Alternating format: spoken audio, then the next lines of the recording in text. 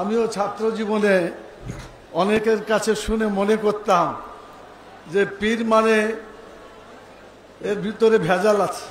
দর্শক, এবার চরমোনাই পীরকে নিয়ে ঐতিহাসিক ভাষণ দিলেন জামাত ইসলামের নায়েবে আমির অধ্যাপক মুজিবুর রহমান।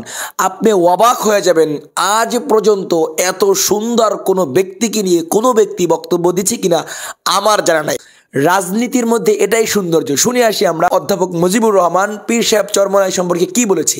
এর ভিতরে ভেজাল আছে, বেদাত আছে, বিভিন্ন ধরনের চিন্তা আছে, কিন্তু আজকে পীর সাহেবের পাশে বসে তার কথা, তার আচরণ আমার কাছে মনে হয়েছে বাংলাদেশের ইনি পীর নয়, বাংলাদেশে ইসলাম কায়েম করার জন্য এক মহাবীর।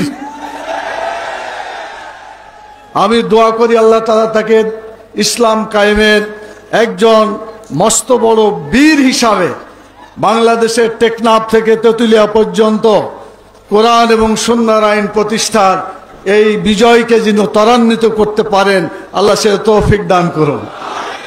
আসলে মানিকে মানিক চিনে, মানিকে যে মানিক চিনে এটার একদম স্পষ্ট প্রমাণ এটা।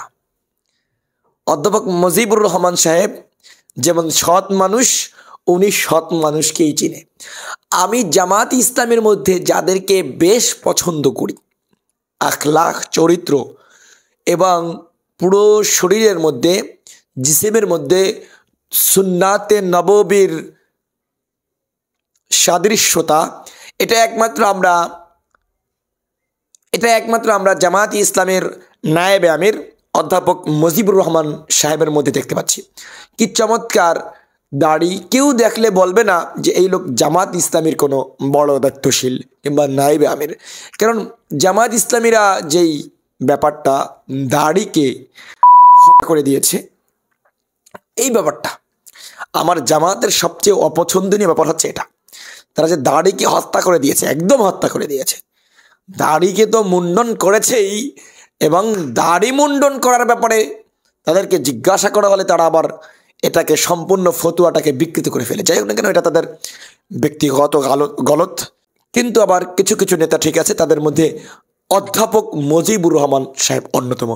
আমি আশা করছি নেক্সট জামাত ইসলামের আমির হবেন অধ্যাপক মুজিবুর রহমান। ওনার যেমন আখলাক, যেমন চরিত্র, ওনার যেমন ফ্যাশন, ওনার যেমন শরীরের মধ্যে পরিপূর্ণ সুন্নাতে নববীর সাদৃশ্যতা, এতে আশা করি রব্বুল আলামিন আগামীতে ওনাকেই জামাতের আমির হিসাবে মনোনীত করবেন। তো যাই হোক না কেন দর্শক,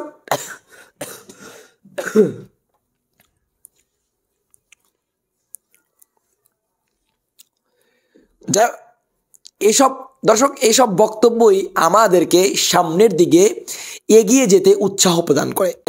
এসব বক্তব্যই আমাদেরকে জানিয়ে দেয়, হ্যাঁ, আগামীর ঐক্য মুসলিম উম্মার ঐক্য, আগামীর জোট মুসলিম উম্মার জোট, আগামীর জোট জামাত চরমোনাইয়ের জোট, আগামীর জোট জামাত খেলাফতের জোট, আগামী জোট জামাত খেলাফত আন্দোলনের জোট।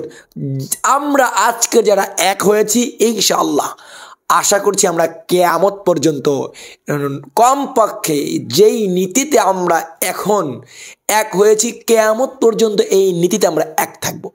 আমার অ্যানালাইসিস যদি আপনারা শুনেন তাহলে বুঝবেন, আমরা যদি ভিডিও যারা দেখেছেন বুঝবেন। সেটা হচ্ছে, আমার কথা হচ্ছে এইখানে এখন জামাত ইসলামী বাংলাদেশের যেই সৌন্দর্য মনোভাবপূর্ণ বক্তব্যগুলো ইদানিং পীর সাহেব চরমোনাই কিংবা মামুনুল হক সাহেব সম্পর্কে দেওয়া হচ্ছে, এই মনোবলটা যদি সম্পূর্ণ আমাদের তৃণমূল কর্মীর মধ্যে চলে আসে, অর্থাৎ যারা গ্রাম মহল্লা থেকে জামাত ইসলামী করে, এদের মধ্যেও যদি এই গুণটা চলে আসে, তাহলে আশা করছি আমরা সামনের বিপ্লবটা করতে পারবো, একটা ইসলামী বিপ্লব।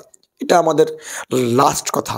বর্তমানে কেন্দ্রীয় লিডাররা যতই ঐক্যপ্রয়াসী, কেন্দ্রীয় লিডারদের মধ্যে যতই একদম ফ্রেশ দিল, এটা তৃণমূল কর্মীদের মধ্যে নাই।